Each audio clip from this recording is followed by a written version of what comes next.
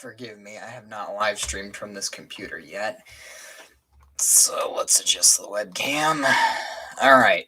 I wanted to do this in live stream format because I figured it'd be easier to tell. We are going to talk about one of the most interesting vehicles I have ever come across in my life. So let me go to my, actually, before we start, I want to go to my channel and make sure that it's actually working. Aha, we're good. Cool. All right. So I'm not really going to wait till anyone's on here. I want to talk. Test of microphone. I didn't want that. Hopefully it's working. Wait a minute. Can I watch my own live stream? This might be interesting. Hang on, I want to see something. Be interesting. Hang on, I want to see something. Be interesting. Hopefully it's working. I want to see something. I can watch my own live stream. Look at that. Okay, here we go. 1991 Chevrolet Lumina. Let's talk.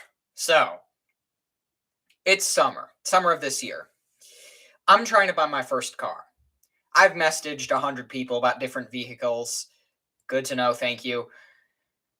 So, I'm inquiring about cars. I come across one because you know that I like the older GM cars, the 90s ones and stuff, even though they're not that great. So, I saw this car come across for sale. It was listed as a 1991 Chevy Lumina. And I love those first gen Luminas. They're kind of ugly. I like them though. So here is what the description says. 1991 Chevrolet Lumina. Body is in decent shape. Has some rust, but minimal for a 91. Has fairly low miles for a 91, although it may be hard to believe it has only 80,000. And it was listed with 80,000 miles. Odometer was changed. Has 2.5 Iron Duke motor. Would make an amazing first core, just a daily driver. Has complete interior, does not have saggy headliner. 1700 OBO, will take trades. Thank you for your time. In White Lake, Big Rapids. Now, 1700 is a lot. It's listed as 2 owners. It's got 3 pictures. One from the front, showing the passenger side. One from the driver's side, showing the front. And one taken sort of standing. The driver's side is here. Inside the car with the 2 doors open, sort of way far back like this. It's a really blurry picture, but you can see the back door pretty much. No pictures. Now, I had asked him, I said, can you please send me some more interior pics? He said, sorry, I can't do that. Now, right off the bat, you notice, no, it's not rusty. He's pretty right. However, it's missing all of the hubcaps, which is meh, and it's missing the front grille. There is no front grille on this vehicle. Where the grille is with the Chevrolet emblem, that's gone. So I think to myself, I'm like, perfect. Let's check this out. That was a mistake. So, looking so the first thing I did was I didn't realize at the time that they offered the Iron Duke engine. So I had asked him, is this an engine swap? He said, no, it's factory. There were 4 engines you could get in this generation of car, of the Lumina. There was the 2.2 LN2, that was a 4-cylinder. There was the 2.5 Iron Duke, which this one had. There was the most common engine, which was the 3.1 LHO V6. Really good engine, by the way. It eventually became the 3100. A little bit of a downgrade. And then the 3.4 LQ1. And then the transmissions, there was a 5-speed manual, a 3-speed automatic, and then the 4T60E and just the regular 4T60 automatic. This one was pretty much a base model, so I believe it had the 3-speed. I'm pretty sure it had the 3-speed. What's up? Needless to say, so I'm going and I'm like, all right, maybe I should look at this. And I had asked, send some interior pictures. Nah, sorry, just the one. So blah, blah, blah. We went in and talk. 2 hours away. So I'm like, find the address, blah, blah, blah. So we go up there and take a look. Now, I kind of expected this thing was going to be in worse shape in person. You know, it always is. So I go up there on, let's see, on the 5th of July. And I first inquired about this on the, I actually don't know. Looks like the 28th of June, I believe it is. Yeah, I think it was 28th of June. Needless to say, I essentially was I was like, all right, let's take a drive. Let's go look. So we go up to White Cloud. Now, this thing, first of all, this was in the country. The country. When I say country, think country, but on steroids. There was nothing out there. Let me read some of these. Hi. Build quality of the 91 Lumina, dubious. That's the right word for it. Oh, the hood. Well, that'd be easy to do, except for the fact that well, I don't own it. We'll talk about that in a minute. So we go up there, and this thing is country redneck as shit. So we get to this guy's house, and he's got all kinds of cars there. The Lumina. I mean, if you look at the picture on Marketplace, the first picture has this jacked up blue Chevy S10 body on like a monster truck frame. Second picture, it's next to like, I think that's a Toyota Camry or a Lincoln Continental or something. Then the third picture, there's a Chevy Avalanche in the background. You know, they got a lot of cars. And I'm thinking, probably does his own work, whatever. He probably fixes it himself. Now, I knew the odometer had been changed out. I knew it was a new cluster. What I didn't realize is I go to look. The first thing I do when I see this thing is I look at the cluster, and it reads 217,000 miles on it. And in my head, I'm thinking, oh boy. Now, I started to investigate, and I started finding problems, and more problems, and more problems. Let's just talk about it. So, talking about the specs, this is a 91 Lumina sedan, gray, silvery gray kind of color. Black door handles, black plastic. It had the red cloth interior. There was blue, there was red, and there was like a gray. So, it was red. Bench seat in the front, column shifter. Had the old style steering wheel with the 3 spokes, no airbag. It had the wonderful GM thing where the front seat belts were attached to the door instead of attached to the B pillar. So they went with the door, which is not safe in accident. Had the crank windows for all 4 doors, you know, it was a basic model. Did have air conditioning, had an AM/FM radio, no tape player, nothing.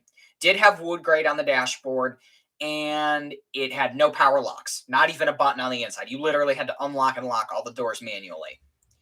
Let's see. I'm reading some of these. Ford LT. I think you told me about that, Sean. Yeah, that happens a lot with the owners who just don't care. So, needless to say, we go up there. And, well, I start poking around the car. Saw the odometer, and I'm thinking in my head, oh boy. Looking back on it now, the guy told me in person, oh, it has 70,000 miles. Horse shit, Cameron, or whatever your name was, Josh. Horse shit. That did not have 70,000 miles on it.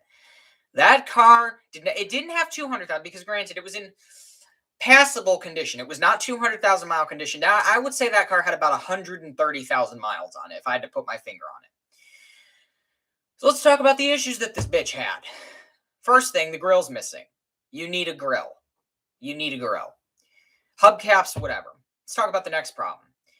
The entire bottom of the car was rotten from rust. You could tell that this bitch had been Bondoed. Just like my uncle's old 97 Lumina, there was Bondo all over this motherfucker.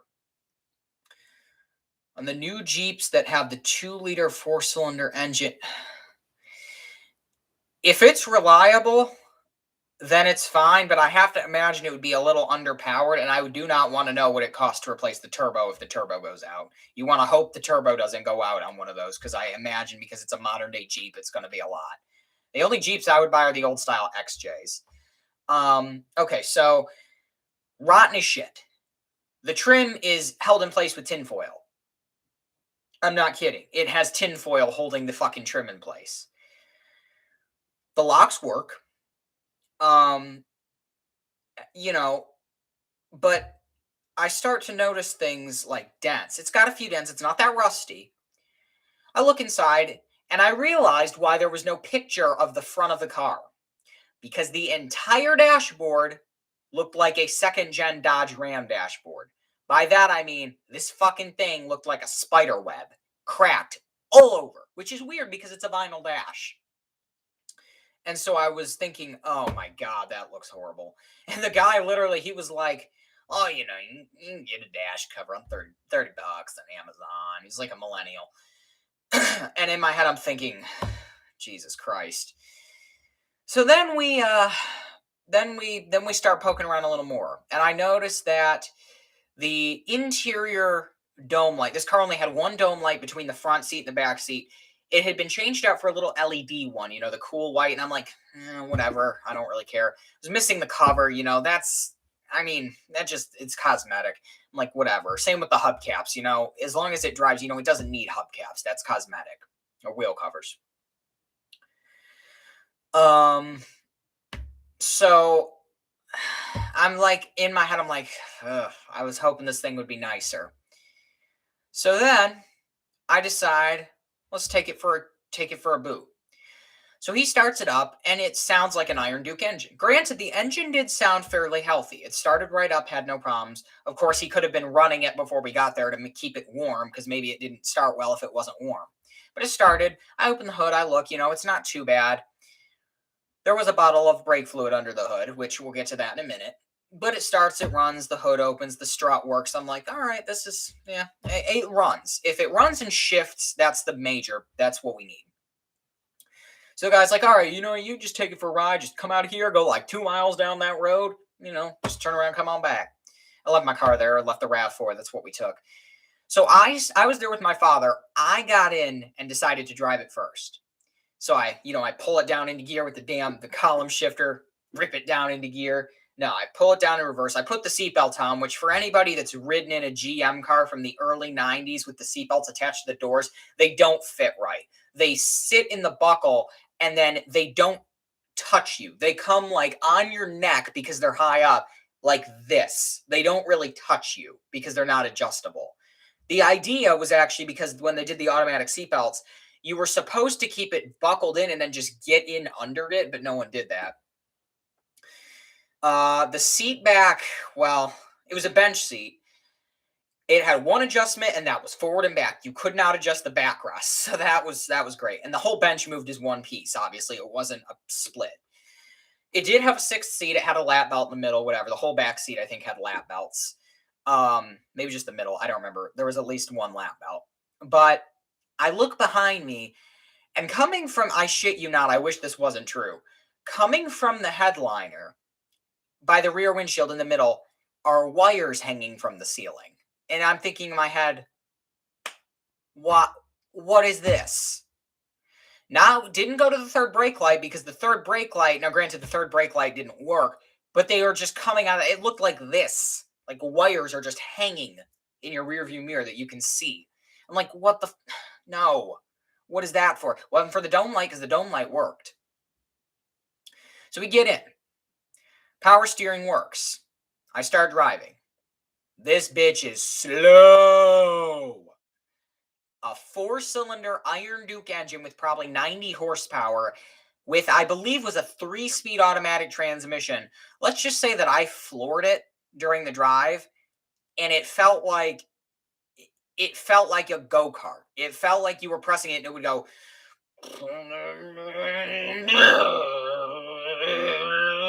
like that. Like it really didn't like taking off, and it was slow. It took me 10 seconds to get up to 40 miles an hour. It's like this thing is barely safe for highway use. Barely. The speedometer went up to 85, but that's what cars at the time did. Then we get to the problem. I press the brake, and I start smelling burning shit from behind. When the car was running, I smelled stuff, but when I pressed the brakes, the smell that emanated from that car of burning brakes was not even funny. I knew the car needed brakes. This thing needed like new brakes run from the master cylinder. Like the entire brake system. It needed new brake lines, caliper, the entire brake system on that car needed about $1,000 worth of work. It needed all new lines run, all new caliper. It needed new brakes. I believe it had discs in the front and drums in the back. I'm pretty sure that my car now, actually, I have the window sticker. Hang on.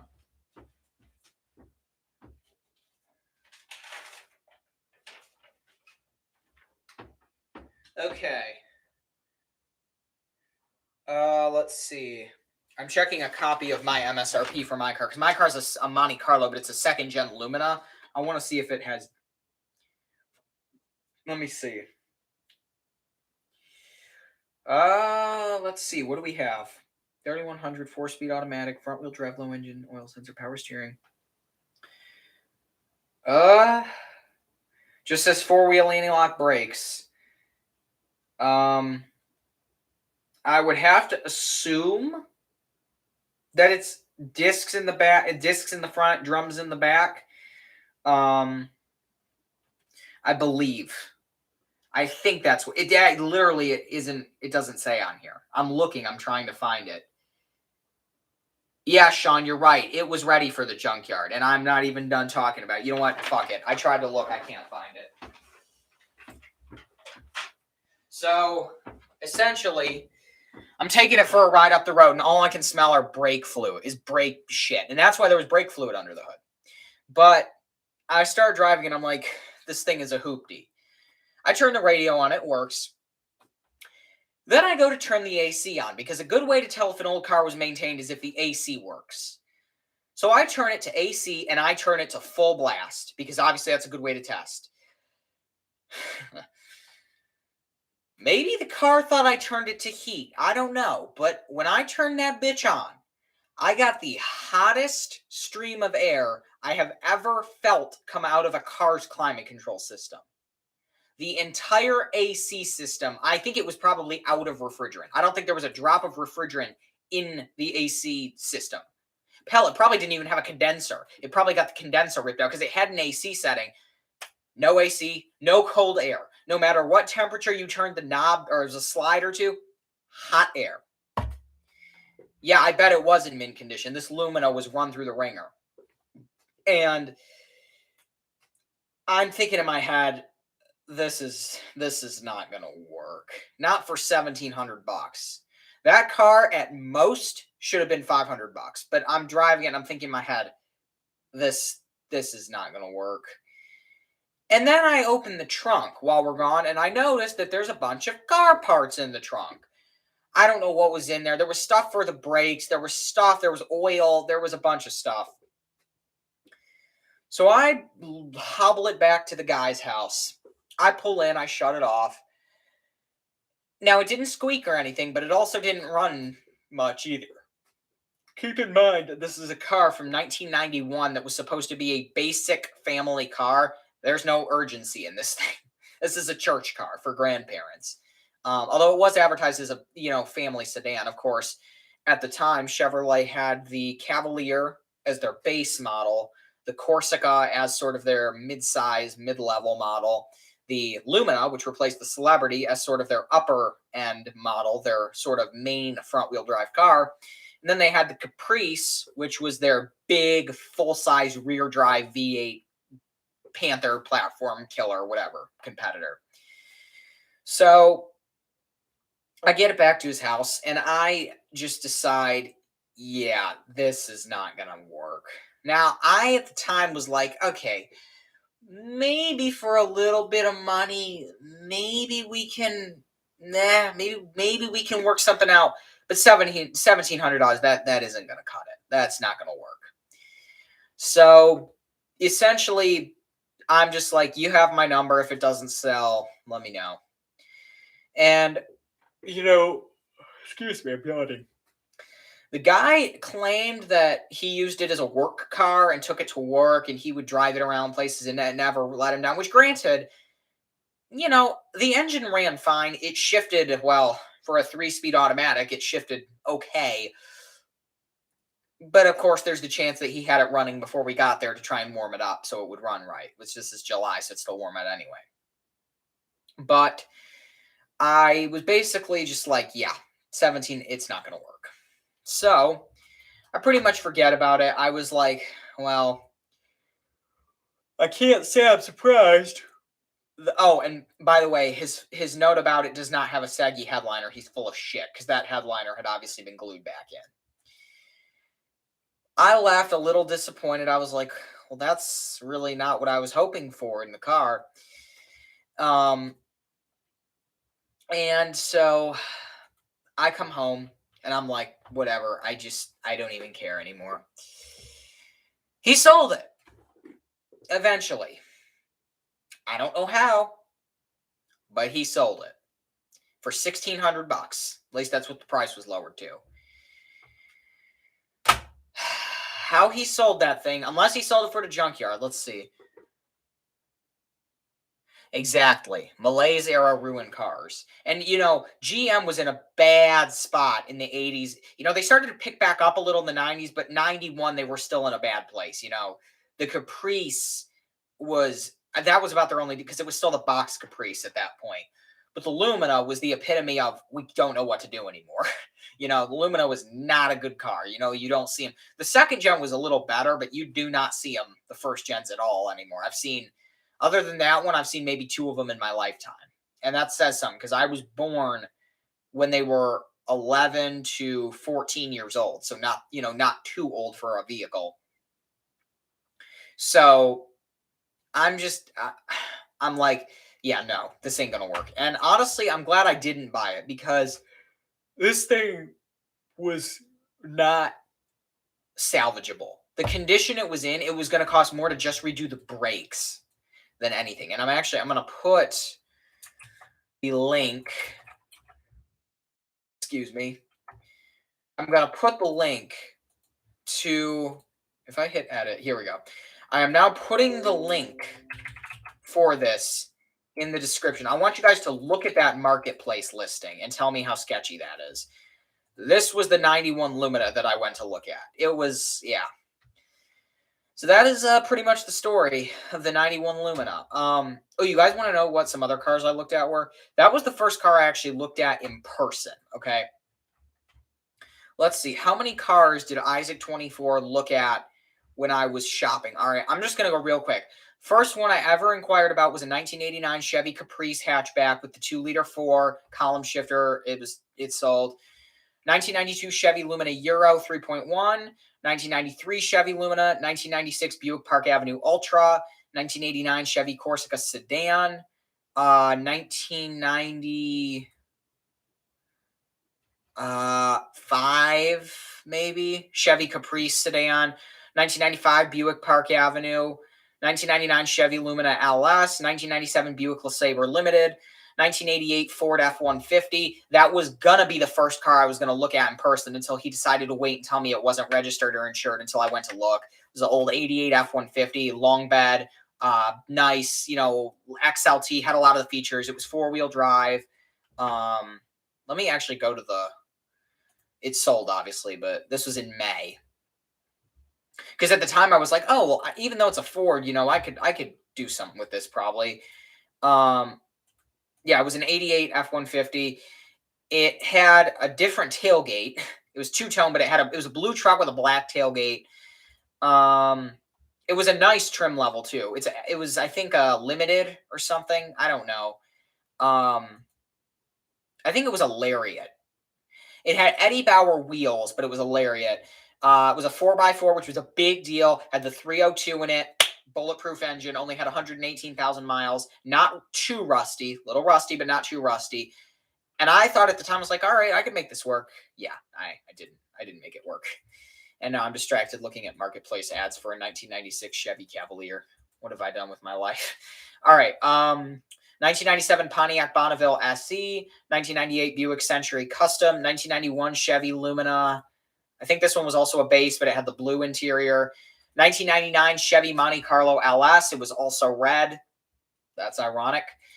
Different 1997 Buick LeSabre Limited. This one was mint condition, grandma car. I didn't end up looking at it because it's a Buick. It's not going to work, although I kind of wish I'd bought it. It was beautiful. 3,800. 91 Lumina we already talked about. 1991 Lumina again. This one also had a blue interior. This one was an LS, although I don't really know what trim levels they used in those. 1992 Oldsmobile Cutlass. I don't believe this one was a Sierra. I don't think. And then lastly was, the 95 Chevy Monte Carlo. That's what I ended up buying. Out of all of those, I looked at 2 of them in person. 91 Lumina and the 95 Chevy Monte Carlo. let's see what comments we got, because I was looking at something else. A lot of people debate Ford versus GM, but overall, Sean, I know you're a Ford guy, but I'm still going to argue with you that GM is better. I'm still going to do it. You know how I am. I can't put Ford guys to rest. I have to make fun of them as much as I can. And hey, like I said, I almost looked at F-150 because at the time Ford was making really good trucks, and I was like, you know what? It's a 302, whatever. Even if it's a Ford, it's a decent engine. Let's see. Hi, not mentioning your name, but you know who I'm talking to. Let's see.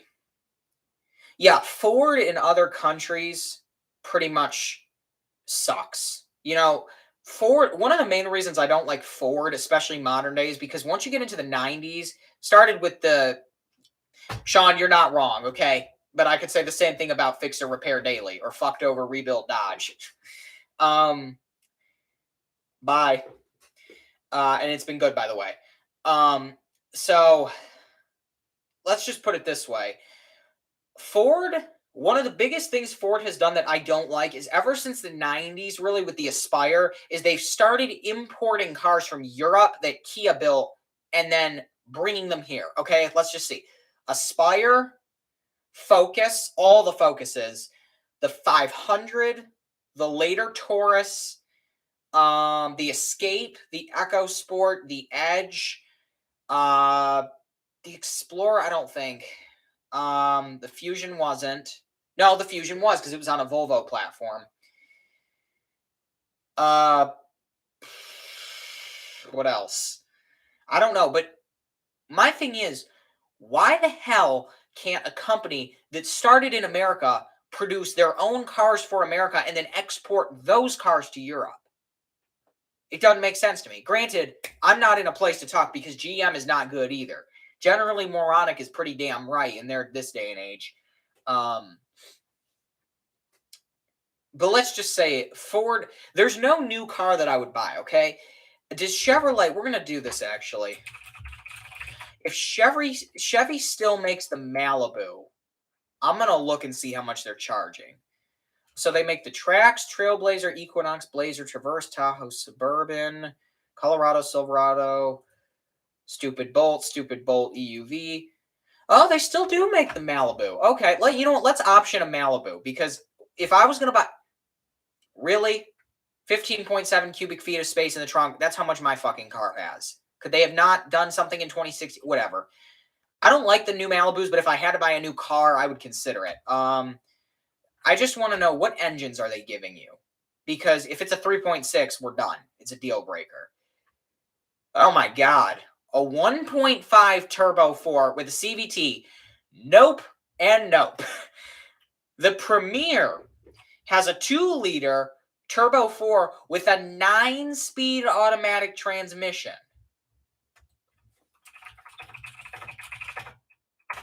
Are you kidding me? A 9? What do you use a 9 for? Okay? Seriously. So it looks, what was the last generation of Malibu to use a non-turbo engine? Okay, the 2015 model used a 2.5 inline 4. If it's Ecotech, it's not good. I think the older versions used either the Ecotech 2.4.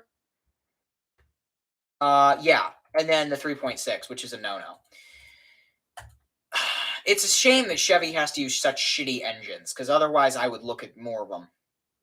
Hey, GM doesn't suck. They only suck moderately. The X-frame was shit. You're right. The X-frame was shit. I agree, Sean. That would, honestly, for me, it would be 90s cars. 70s and 80s, of course, but 90s cars for me are big because that's what I saw as a kid. That's what a lot of people had driving around. Let's see. Holden. Is Holden... Let's see. Holden, they imported some cars that were Holden built to the U.S. Oh, it looks like Holden just shut down. That's a damn shame. 2020, too. Holden... some of the Pontiac GTO, the later model, and the Pontiac G8. Those were the two. And the Chevy SS. Those were the cars that they imported as Holdens. The Chevy SS, oh my God. If they were not rare and hard to find, you damn well know that I would have one. Because here's the thing. In my opinion, the SS and the Pontiac G8 are the closest you can get to a B-body GM car. Because I'm pretty sure the SS is the last rear-drive car V8 that they produced. 67, that person, I'm not going to mention who because I've disowned them, but 67 Riviera, those are cool, but that's not the first classic I would buy. The Lumina's been out since 99 and then 2001 for fleet sales. Mine's in 1995. It was the first year of the second gen. Oh, I've seen that video, Sean, the 59 Bel Air to the 09 Malibu. I'll sum it up with someone's comment. My eyes were bleeding from seeing the Bel Air being destroyed. Let's just put it that way. And I'm pretty sure they took the engine out of the Bel Air because there's no way that it would collapse that easily in the hood. The Lumina, yeah. The Lumina was something else. You know, they killed off the Impala in the 80s. And then they brought it back in the 90s as the SS version of the Caprice, the nice version. Here's the thing. Chevy's midsize car in the 80s was a celebrity. Didn't go well. They sucked. Diesel Ducey had one, though, with almost 300,000 miles on it, so I don't know. Then you get to the Lumina, which was the replacement. Then you get to they bring back the Impala name, but this time they bring it back for the third time, but this time it's for a midsize V6 car, front-wheel drive. And then they recently killed that off. Let me tell you something. The Impala was one of the few GM cars that I would have bought new within the past few years because you could get it with a V6, and I've seen them. I've been in them. They're pretty damn nice, to be completely honest.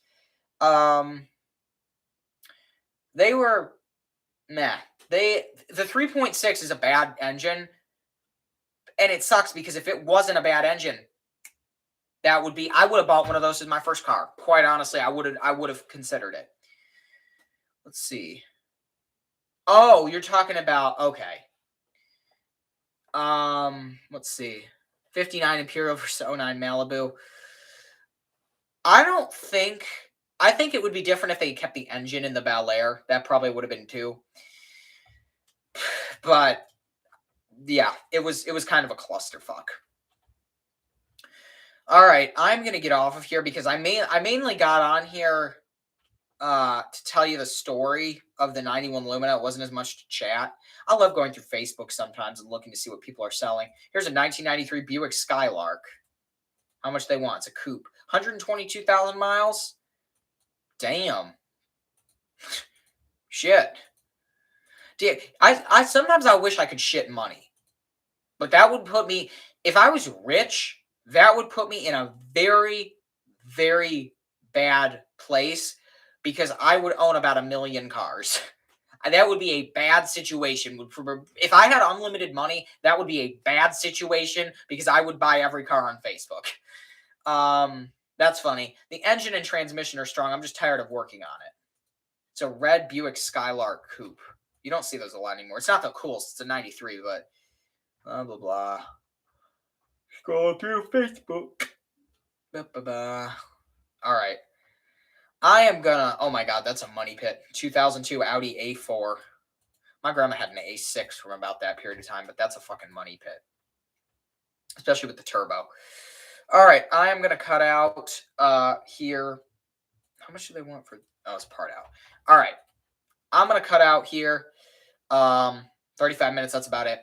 Thanks for watching. Thanks for listening. I'm gonna keep this public because I want the Lumina part to be talked about. So yeah, the 91 Chevy Lumina, the worst car I've ever driven and probably the shittiest one I've ever seen in my life. I honestly have to wonder if that car had 217,000. Because here's the thing too. He claimed that it was an old lady who owned it. And then he said that the speakers blew at like 70,000 miles. That's why there was a sub in the trunk. Well, it wasn't a sub. There was a speaker. Speaker shouldn't blow at 70,000 miles, especially if it's a grandma-owned car. I think he was full of shit. I don't know. All right, I'm letting you go. That was the 91 Lumina. Piece of junk. And if it was in better shape, I probably would have bought it. But yeah, I still would love to find a first-gen Lumina one day. Probably find one with the 3.1, though, because then it'll actually get up and go. I'd love to find the coupe version, too. They didn't call them Monte Carlos yet. That wasn't until the second-gen Lumina came out. Still would love to find a first-gen Lumina, though, but they're pretty much gone. All the ones in good shape are gone, especially up here in the north where every car rusts out. I own all the cars you see on my Twitter timeline. Believe me, if I had an unlimited supply of money, it would be a bad situation. I would buy 100 cars a day, probably. Every 90s GM car that was on Facebook would be gone in about the span of 2 days because I would own it. All right. Have a good night, everyone. And that was the story of the 91 Lumina. See you probably on the 30th. I'll upload then. I got a year-end review coming too. So, yeah. See you later. Good night. And the shitty 91 Lumina. Bye.